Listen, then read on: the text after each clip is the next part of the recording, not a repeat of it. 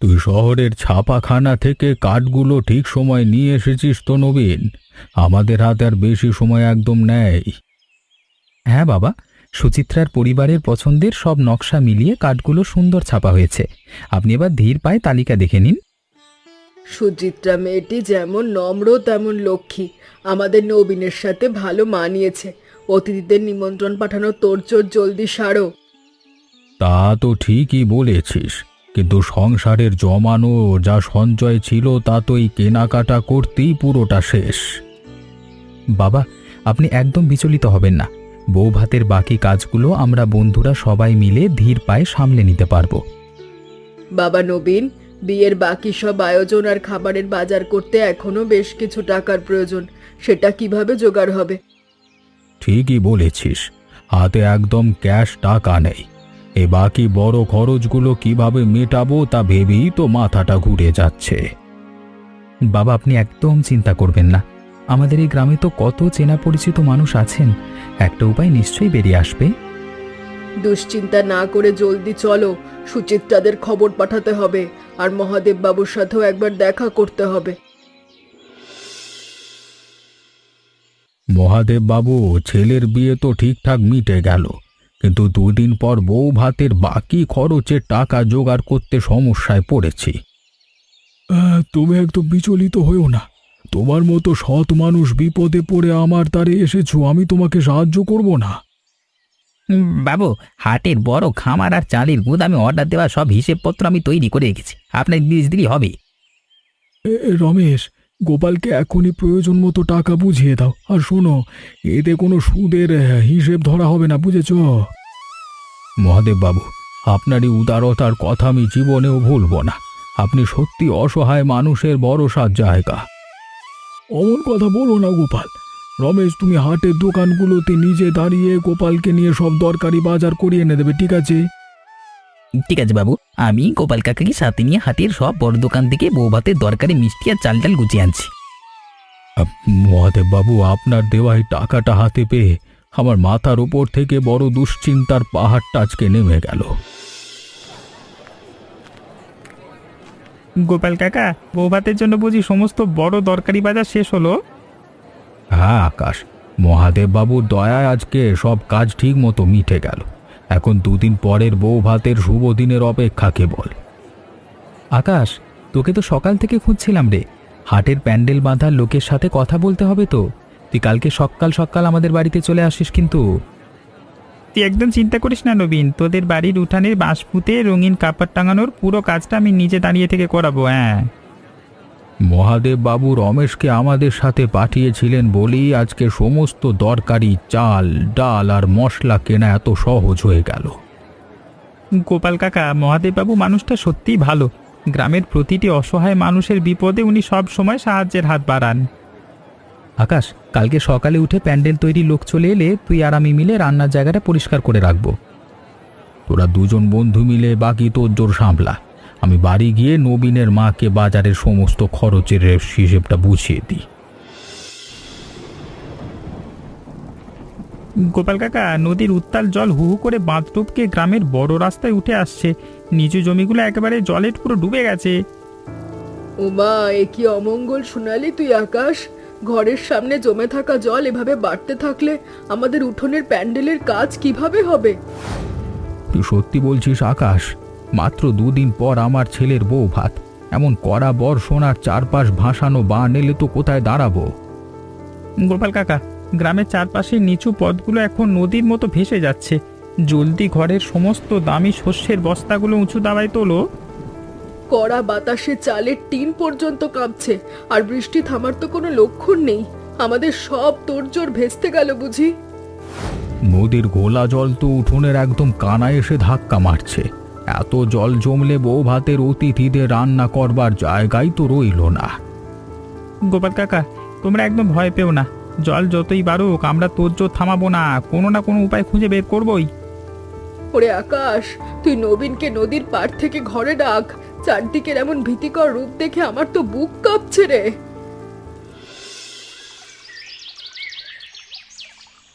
গোপাল কাকা, নদীর কড়া বানে পুরো গ্রাম একেবারে ভেসে গেল তো। মহাদেব বাবুর খামারের সামনে নিচু প্যান্ডেলের জায়গাটা জলে ডুবে গেল। আর বলিস না রমেশ, আমার উঠান থেকে শুরু করে প্যান্ডেল বাঁধার সব জায়গা জল জমে ভাসছে। এখন অতিথিদের এনে কোথায় বসাতে দেব বলতো? রমেশদা, দূর দূরান্ত মানে সেখান থেকে বহু আত্মীয় স্বজন আর কোনে পক্ষের সুচিত্রার পরিজনেরাও যে পরশু সকালে আসবে, এত জলে ওরা কোথায় দাঁড়াবে বুঝতে পারছি না। এই নবীন, মহাদেব বাবুর হাটের সমস্ত বড় চাল ডালের বস্তা নিজে উঁচু ভিটেতে তুলে ঠেকেছেন ঠিকই, কিন্তু প্যান্ডেল করার শুকনো জমি তো একটাও নেই। হায় ঈশ্বর, আমার সারা জীবনের স্বপ্ন ছিল ছেলের বউ ভাতের অনুষ্ঠানটা ধুমধাম করে সারব, শেষমেশ এমন দুর্যোগে সব জলে ভেসে গেল। বাবা, নদী পার হয়ে আসা মানুষের গাড়ি ঘোড়া পর্যন্ত তো একদম বন্ধ হয়ে গেছে। চারিদিকের এমন কড়া পরিস্থিতিতে অনুষ্ঠান করাই তো কঠিন। তোমরা বিচলিত হয়েও না গোপাল কাকা, গ্রামে জল বাড়লেও মহাদেব বাবুর উঁচু পাকা বাড়ির বারান্দায় কোনো জল ঢোকেনি। ওদিকে চলো। চল রমেশ, এই দুর্যোগে কি উপায় করা যায়? মহাদেব বাবুর সাথে কথা বলে কোনো পথ পাই কিনা ব্যাকুল হয়ে একটু দেখি, চল। চারদিকের এই ভাসানো জলে আমাদের বংশের মান সম্মান সব শেষ হয়ে গেল। কোনে সুচিত্রাকে তো আমাদের ঘরে তুলতেও পারবো না। তুই আর চোখের জল ফেলিস না। প্রকৃতির এই কড়া দুর্যোগে কারই বা হাতে কি আছে বল? আমার নিজের কপালটাই মন্দ। মা, নদী থেকে জল উঠে আমাদের চারপাশ ভেসে গেলেও আমি আর আমার বন্ধুরা মিলে গ্রামের উঁচু পাড়ায় কোনো উপায় খোঁজার চেষ্টা করছি। ওরে নবীন, উঁচু পাড়ার রাস্তায় পর্যন্ত তো 1 হাঁটু কাদা জল। প্যান্ডেল টাঙানোর একটুখানি শুকনো মাটি পুরো গ্রামের কোথাও আর বাকি নেই। সুচিত্রার বাড়ির মানুষগুলো যদি দুর্ভোগের কথা শোনে তবে তারা মনে কষ্ট পাবে। ছেলের বউ ভাত অনুষ্ঠানটা এভাবে পণ্ড হয়ে গেল। বাবা, ভেঙে পড়ো না।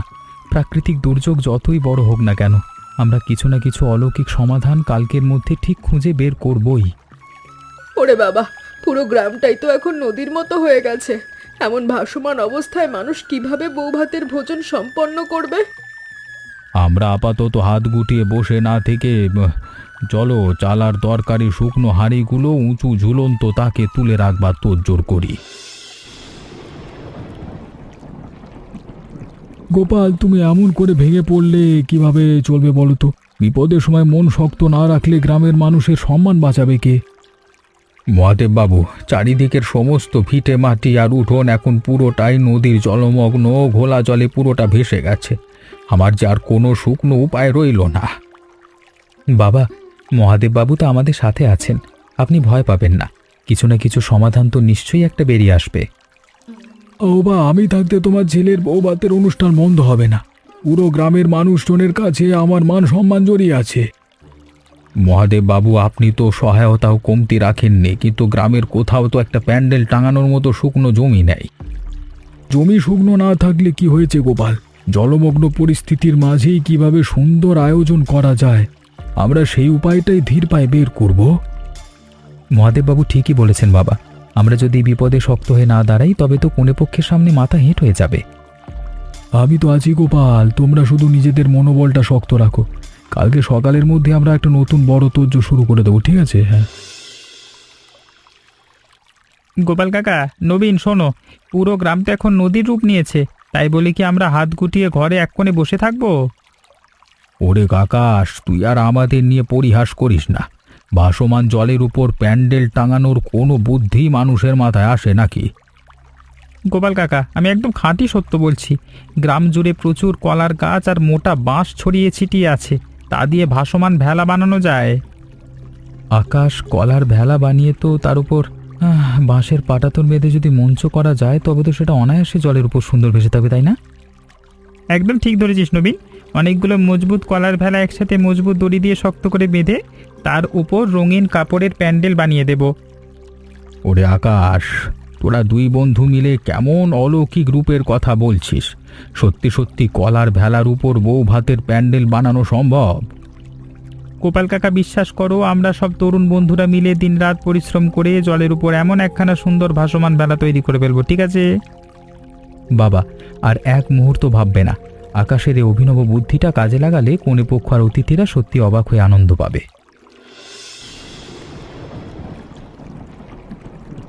মহাদেববাবু দেখুন, গ্রাম জুড়ে কেটে আনা প্রচুর কলার গুঁড়ি আর মোটা বাঁশ একসাথে দড়ি দিয়ে পেঁচিয়ে আমরা মস্ত ভাসমান মঞ্চ করে তুলব। বাহ আকাশ, তোমার এই অসাধারণ বুদ্ধি আর অভিনব চিন্তা দেখে সত্যি একেবারে তাজ্জব আর অভিভূত হয়ে গেলাম। মহাদেব বাবু, আকাশের এই উদ্ভাবনী উপায়ের কথা শুনে আমার ভাঙা মনটা আবার নতুন করে আশা সাহস ফিরছে। গোপাল, এই ভাসমান ভেলার বৌভাত তো আমাদের গ্রামের ইতিহাসে অনন্য সুন্দর স্মারক ঘটনা তো হয়ে থাকবে। পুরোপুরি এই পরিকল্পনায় সায় দিচ্ছি আমি। মহাদেববাবু, আমাদের তরুণ ছেলেদের দরকারি কলার গাছ আর মোটা বাঁশ কাটবার জন্য আপনার বাগানের সমস্ত অনুমতিটুকু একটু প্রয়োজন। আমার খামার বাড়ি আর বাগানের সমস্ত বাঁশ আর কলার গাছ তোমরা অবাধে কাটতে পারো আকাশ। আমি রমেশকে তোর জোরে সাহায্য করতে পাঠাচ্ছি। মহাদেব বাবু, আপনার এই উদারতা আর আকাশের অসাধারণ বুদ্ধির কারণে আজকে আমার ছেলের বউ ভাতের মুখ অলৌকিকভাবে বেঁচে গেল। তোমরা আর এক মুহূর্ত সময় নষ্ট করো না আকাশ। হাটের সব বড় দড়ি আর জিনিসপত্র নিয়ে কাজে নেমে পড়ো তোমরা।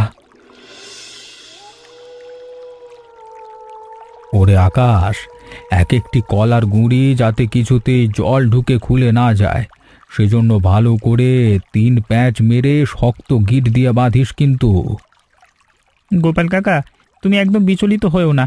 4টে বড় বড় কলার গুঁড়ি নিচে মজবুত কাঁচা বাঁশের আড়া দিয়ে এমন শক্ত করে বাঁধছি যে 100 মানুষ একসাথে উঠলেও কিচ্ছু হবে না।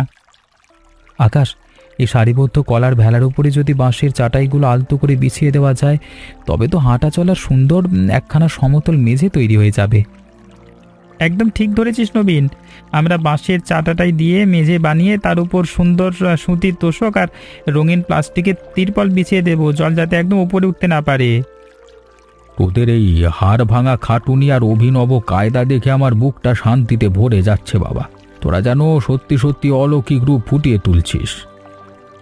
বাবা, আমরা গ্রামের সব তরুণ বন্ধুরা কালকে সারা রাত জেগে এই ভাসমান ভেলাটার উপর রঙিন কাপড়ের চাদোয়া দিয়ে প্যান্ডেল টাঙানোর সব কাজ পুরোপুরি শেষ করে দেব।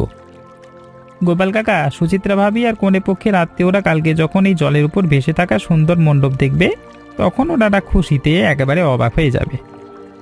তোদের এই নিঃস্বার্থ ভালোবাসা পরিশ্রমের ঋণ আমি এই জীবনে কোনোদিন শোধ করতে পারবো না। ওপরওয়ালা তোদের মঙ্গল করুক। আকাশ, ভেলাটার উপর লাল আর হলুদ কাপড়ের এই শামিয়ানাটা টান টান করে বাঁধ। বাতাস যতই আসুক না কেন প্যান্ডেলের কোনো খুঁটি যেন বিন্দুমাত্র হেলে না পড়ে। নবীন, তুই একদম চিন্তা করিস না। ভাসমান চালার 4 ধারে ছোট ছোট রঙিন কাগজের পতাকা আর প্রদীপ লাগানোর ব্যবস্থা করছি। পুরো প্যান্ডেল আলোর মতো রূপ নেবে। রমেশ, সুচিত্রার পরিবারের লোকজন গ্রামের সমস্ত অতিথিদের জন্য গরম খিচুড়ি, রুই মাছের কালিয়া, মিষ্টির আয়োজন যেন কোনো কমতি না থাকে।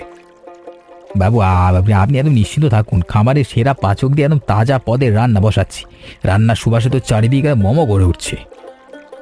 আকাশ, এবার আমাদের কাজ প্রায় শেষ। একবার ভালো করে দেখে নে জলের উপর ভাসমান এই চমৎকার মেঝের কোথাও কোনো ফাঁক ফোকর কিংবা দুর্বল জায়গা রয়ে গেল কিনা। সব নিখুঁত হয়েছে নবীন। এই ভাসমান ভেলায় উঠে মানুষ যেন ভুলেই যাবে যে তারা মাটির ওপরে নেই, বরং নদীর বুকের ওপর সুন্দর এক মণ্ডপে খাবার খাচ্ছে।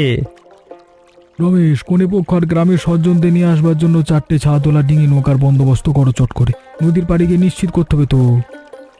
এই বাবু, সব বড় ডিঙি নৌকা পারাপারের জন্য ঘাটে প্রস্তুত রাখা আছে। অতিথিরা এলেই একদম আরাম করে ভাসমান মণ্ডপে পৌঁছে দেওয়া যাবে। হ্যাঁ,